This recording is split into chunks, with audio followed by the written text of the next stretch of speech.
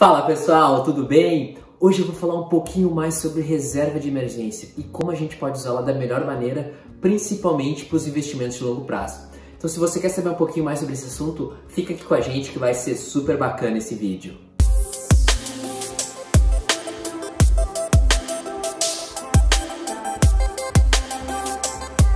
Para quem não me conhece ainda, semanalmente eu trago conteúdo sobre finanças e investimentos focados principalmente no método Buy and Hold. Eu tenho um olhar muito de longo prazo e compartilho um pouco disso aqui no YouTube, principalmente umas análises de longo prazo e também um pouco dos meus investimentos, tanto no Brasil quanto nos Estados Unidos. Então se você gosta desse conteúdo, deixa o like aqui embaixo no vídeo, não se esquece de se inscrever no canal para receber em primeira mão todos os conteúdos que eu posto na semana. Então vamos lá falar um pouquinho mais sobre reserva de emergência. Começamos pelo princípio. Quando se trata desse tipo de reserva, a gente defende veementemente em torno do conceito de preservação. A reserva de emergência não vai gerar retorno altíssimos no longo prazo, tampouco deixar qualquer pessoa rica. E esse é um termo que a gente abomina aqui, principalmente porque a gente sabe que a gente foca muito mais no processo, na consistência, na disciplina, nos aportes, do que simplesmente resultados de curto prazo.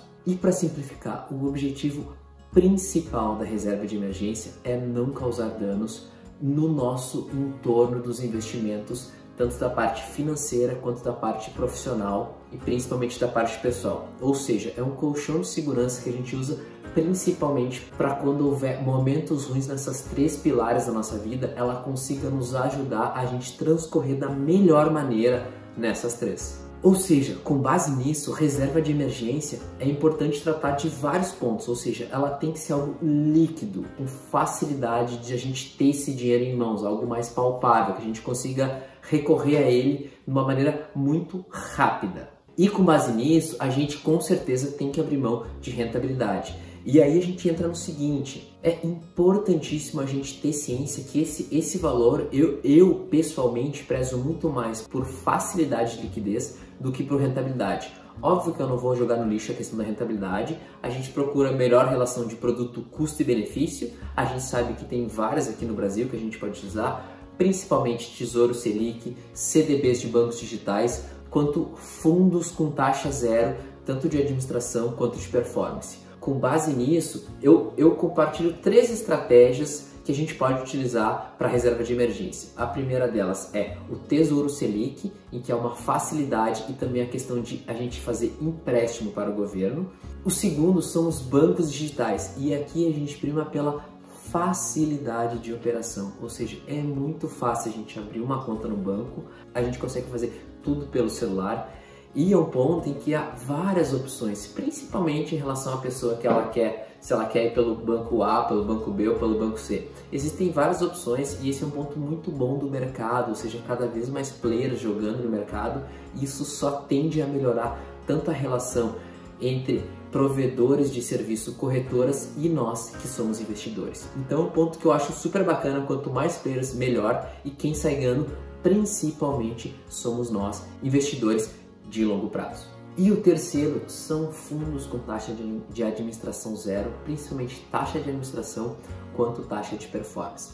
Ou seja, com essas três opções que são super compartilhadas no mercado e também de fácil acesso, a gente está muito bem municiado, muito bem alimentado para a gente conseguir ter uma boa reserva de emergência que cubra os nossos custos mensais e que principalmente nos dê segurança. Esse é o principal ponto em que a gente tem que trazer. E eu lembro quando eu estava começando os meus investimentos, em que eu consegui fechar minha reserva de emergência, isso me deu uma tranquilidade, principalmente para eu ter novos atos e conseguir me descobrir em mais pontos do mundo dos investimentos, principalmente porque esse colchão de segurança estava guardado e ele continua me gerando essa tranquilidade, essa segurança. Eu já tive que usar a reserva de emergência, é incrível como é importante esse ponto na nossa rotina, no nosso longo prazo, nas nossas mexidas da vida, principalmente porque a gente pode ter perda de emprego, a gente pode ter batida de carro, a gente pode ter uma série de eventos não recorrentes que acontecem uma ou outra vez na vida, principalmente para ela ajudar a combater os danos, principalmente desses três pilares que a gente tem: o pessoal, o profissional e o social. Então eu sempre trago esse exemplo de que ela está aqui para nos ajudar a nos deixar mais tranquilos para a gente conseguir dar melhores passos, melhores tacadas no longo prazo. Então, para mim, esse é um dos principais pontos da reserva de emergência. Tenha ela para dar a tranquilidade necessária para a gente conseguir fazer coisas novas com o nosso dia a dia, com a nossa rotina. Então, esse é um ponto que vai muito mais e que ele nos traz segurança, mas além da segurança, eu acredito muito que ele traz benefícios nas outras ações que a gente às vezes nem lembra do cérebro e é uma coisa intrínseca na nossa rotina e que às vezes passa super despercebido, mas a gente sabe que está lá. Então, eu tenho esse sentimento e compartilho um pouco aqui com vocês, principalmente por a questão que eu já estou há alguns anos no mercado. Cada vez mais a gente vê que sempre a gente tem coisa a aprender. E a reserva de emergência é um ponto que quando eu tive que usar, é aquele ponto que eu dei graças a Deus que ela estava ali, eu tive que usar, depois a gente faz a recomposição do valor e as coisas vão voltando ao normal para entrar no rumo certo do caminho aonde a gente quer chegar, principalmente no mundo dos investimentos.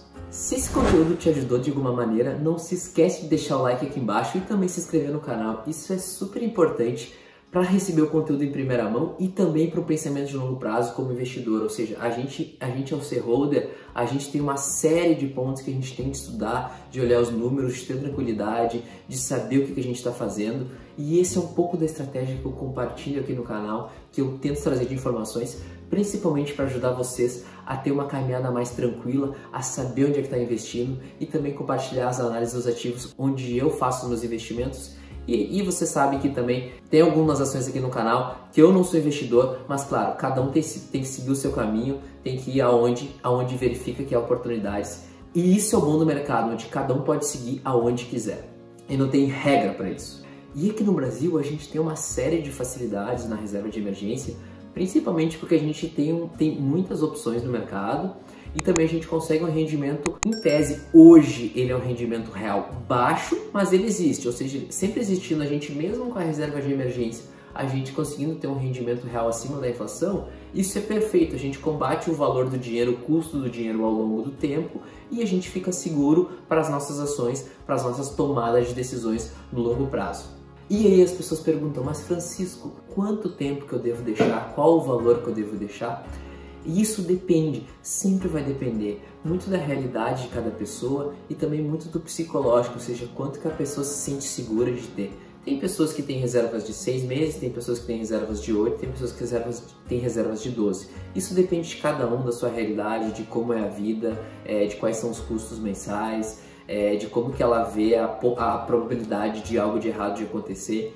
Então, cada caso é um caso, isso não adianta, mas o ponto é, o geral, o macro, a intenção, ela sempre vai ser a mesma, de trazer segurança, rentabilidade média e principalmente alavanca para as nossas ações de longo prazo. Então, pessoal, trouxe para vocês um pouquinho mais da reserva de emergência, compartilhei 3 opções que eu acho super interessantes para a gente deixar esses valores, que são o Tesouro Selic, bancos digitais, onde a gente consegue CDBs de liquidez diária e também fundos com taxa de administração e taxa de performance zeradas. São 3 opções fáceis de achar no mercado, ou seja, é só a gente fazer alguma pesquisa mais profunda que a gente consegue achar esses pontos. Se ficou alguma dúvida, deixa aqui nos comentários, eu adoro essa interação com vocês e principalmente de poder ajudar cada vez mais investidores a ter esse pensamento de longo prazo. Eu vou ficando por aqui, espero muito que vocês tenham gostado desse conteúdo. Se te ajudou, deixa o like aqui embaixo, se inscreve no canal, que isso vai ser super importante para receber o conteúdo em primeira mão.